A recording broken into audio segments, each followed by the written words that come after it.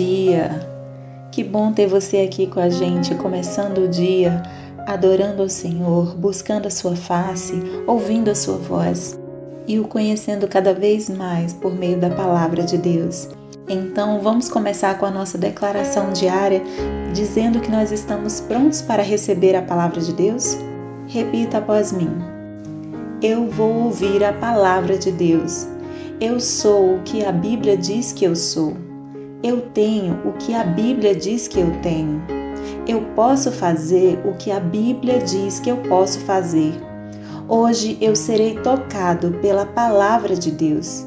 Eu audaciosamente confesso que a minha mente está alerta, o meu coração está receptivo e eu nunca mais serei a mesma. Eu estou pronto para receber a incorruptível, indestrutível, sempre viva semente da palavra de Deus. Hoje a minha mente é renovada e transformada pela palavra de Deus e por isso eu nunca mais serei o mesmo. Em nome de Jesus. Amém. O nosso devocional de hoje já vai começar, mas antes eu quero te pedir para se inscrever no nosso canal e ativar as notificações para receber um aviso toda vez que um vídeo novo for lançado. Também não esquece de curtir, compartilhar e comentar esse vídeo, tá bom? Deus te abençoe e vamos começar o nosso devocional. 1 Coríntios, capítulo 8.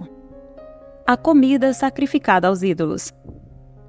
Com respeito aos alimentos sacrificados aos ídolos, sabemos que todos temos conhecimento. O conhecimento traz orgulho, mas o amor edifica. Quem pensa conhecer alguma coisa ainda não conhece como deveria, mas quem ama a Deus, este é conhecido por Deus. Portanto, em relação ao alimento sacrificado aos ídolos, sabemos que o ídolo não significa nada no mundo e que só existe um Deus.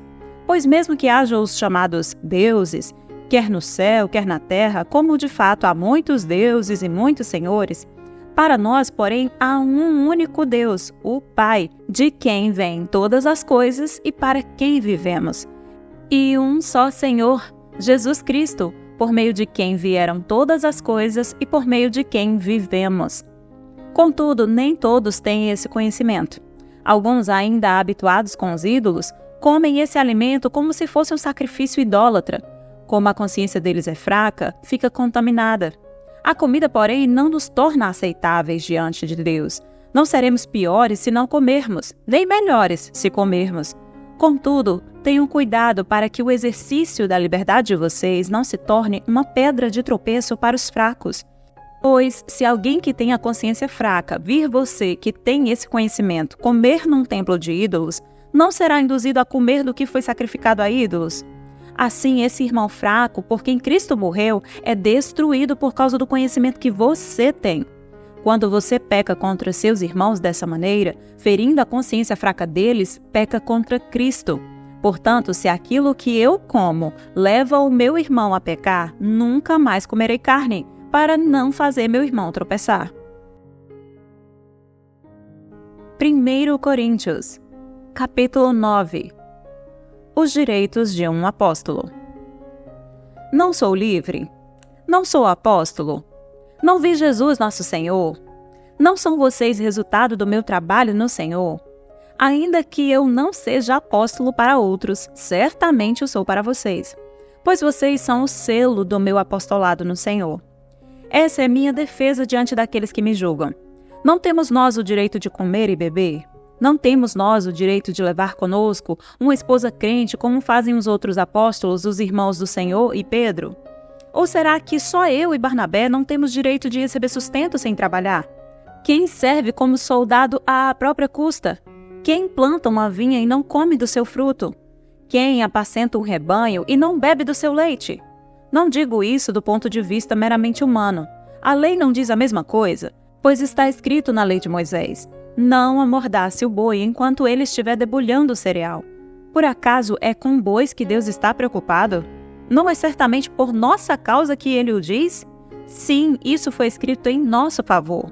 Porque o lavrador, quando ara, e o debulhador, quando debulha, devem fazê-lo na esperança de participar da colheita. Se entre vocês semeamos coisas espirituais, seria demais colhermos de vocês coisas materiais? Se outros têm direito de ser sustentados por vocês, não temos nós ainda mais? Mas nós nunca usamos desse direito.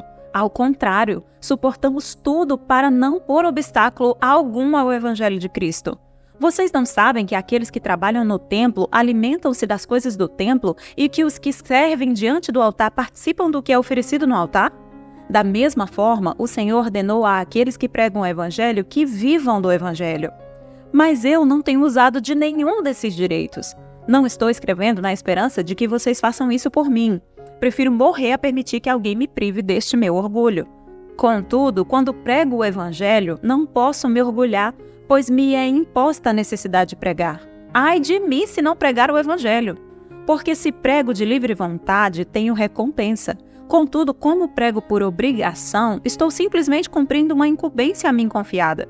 Qual é, pois, a minha recompensa? Apenas esta, que pregando o Evangelho, eu o apresente gratuitamente, não usando assim dos meus direitos ao pregá-lo. Porque, embora seja livre de todos, fiz-me escravo de todos, para ganhar o maior número possível de pessoas. Tornei-me judeu para os judeus, a fim de ganhar os judeus. Para os que estão debaixo da lei, tornei-me como se estivesse sujeito à lei, embora eu mesmo não esteja debaixo da lei, a fim de ganhar os que estão debaixo da lei. Para os que estão sem lei, tornei-me como sem lei, embora não seja livre da lei de Deus e sim sob a lei de Cristo, a fim de ganhar os que não têm lei. Para com os fracos, tornei-me fraco, para ganhar os fracos. Tornei-me tudo para com todos, para de alguma forma salvar alguns. Faço tudo isso por causa do Evangelho, para ser coparticipante dele. Vocês não sabem que, de todos os que correm no estádio, apenas um ganha um prêmio? Corram de tal modo que alcancem o prêmio. Todos os que competem nos jogos se submetem a um treinamento rigoroso para obter uma coroa que logo perece, mas nós o fazemos para ganhar uma coroa que dura para sempre. Sendo assim, não corro como quem corre sem alvo e não luto como quem esmurra o ar. Mas esmurro meu corpo e faço dele meu escravo, para que depois de ter pregado aos outros, eu mesmo não venha a ser reprovado. 1 Coríntios, capítulo 10. Exemplos da história de Israel.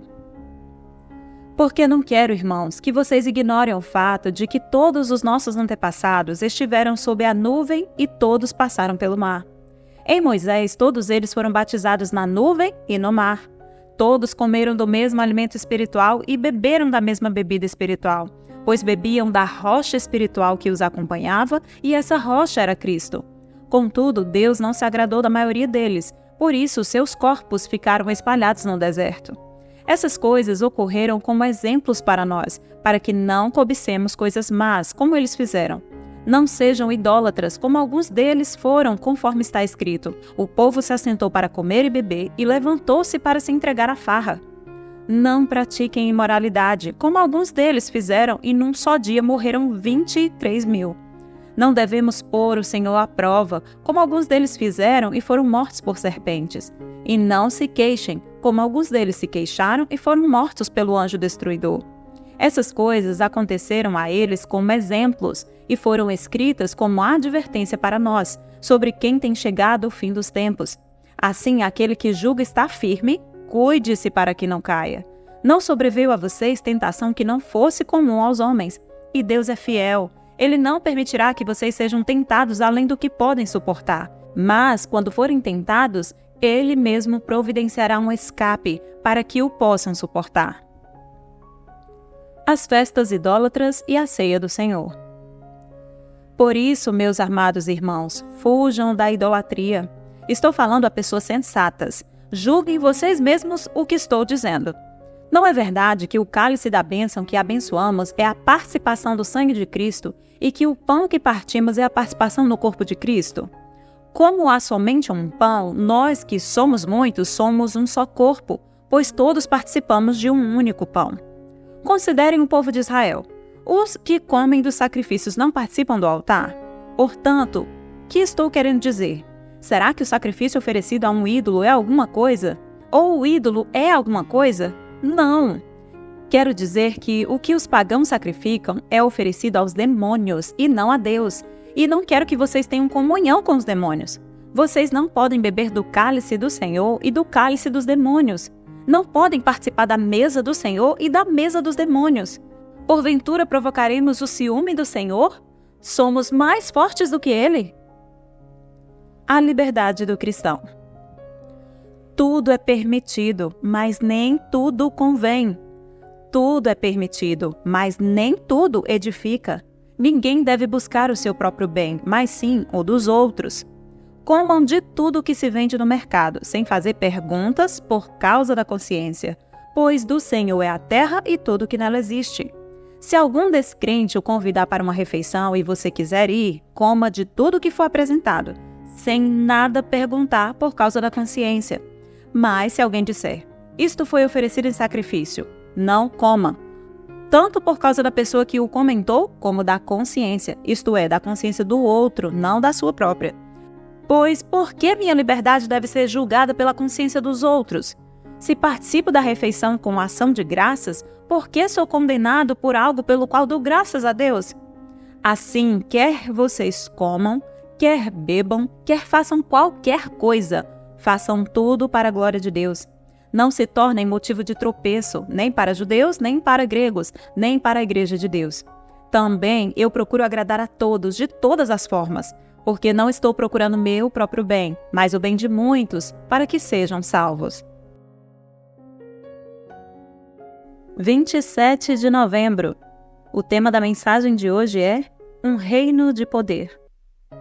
Ele só sabe falar. É isso que as pessoas dizem sobre aqueles que fazem inúmeras promessas e declarações, mas não têm poder ou iniciativa para pô-las em prática. Tais palavras não têm valor, porque não existe nada substancial por trás delas.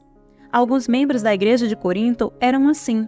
Paulo disse, o reino de Deus não consiste em palavras, mas em poder. O poder de Deus não está apenas em conversa fiada. Faça uma autoanálise hoje e se pergunte, você carece do poder necessário para viver a missão que Deus confiou para a sua vida? Siga o exemplo de Jesus e dos seus discípulos. Peça o poder do Espírito Santo e espere por ele.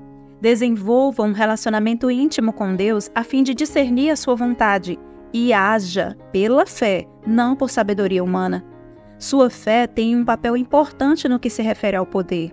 Trata-se do poder de Deus em você, mas ele é apropriado por meio da fé.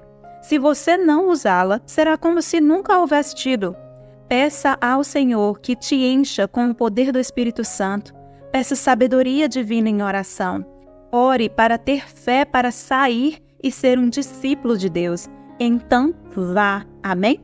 Posso orar por você? Senhor, meu Deus e meu Pai, em nome de Jesus eu te peço que abençoe essa pessoa que está ouvindo este devocional. Nesse dia, Senhor, eu te peço que o Senhor encha essa pessoa com o teu poder, Espírito Santo. Que haja sabedoria divina na vida desta pessoa. Pai, aumenta a fé do teu filho e da tua filha agora, a fim de que eles façam a tua vontade com poder. Reveste os teus filhos, Senhor, agora com poder e autoridade, a fim de levar o teu evangelho para que os sinais comprovem, Senhor, que eles são de ti. Que eles deem frutos para a glória do teu nome. É isso que eu te peço nesse dia, em nome de Jesus, e já te agradeço. Amém e amém. Amém, meu querido. Amém, minha querida. Que Deus te abençoe. Tenha um ótimo dia e até o próximo devocional.